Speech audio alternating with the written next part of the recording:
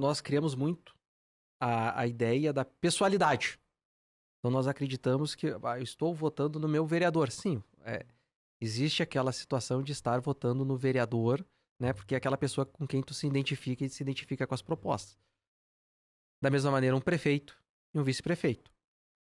Mas, dentro da ideia partidária, então a gente tem que entender que o Brasil ele não tem. Ninguém é avulso no sistema brasileiro de eleições. Nós temos partidos. Ou seja, o candidato, antes dele ser candidato dele mesmo, ele é candidato de um partido.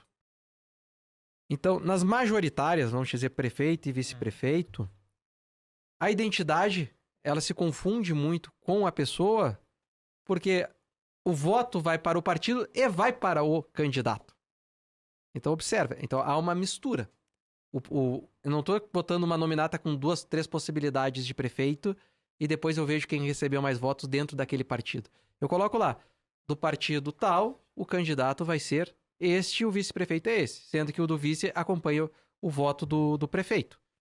Então, a gente acaba misturando a pessoa com o partido, né? Mas quando tu vota na urna, tu não vota o número da pessoa, tu vota o número do partido que tem como representante para o executivo, como representante para a prefeitura, aquela pessoa.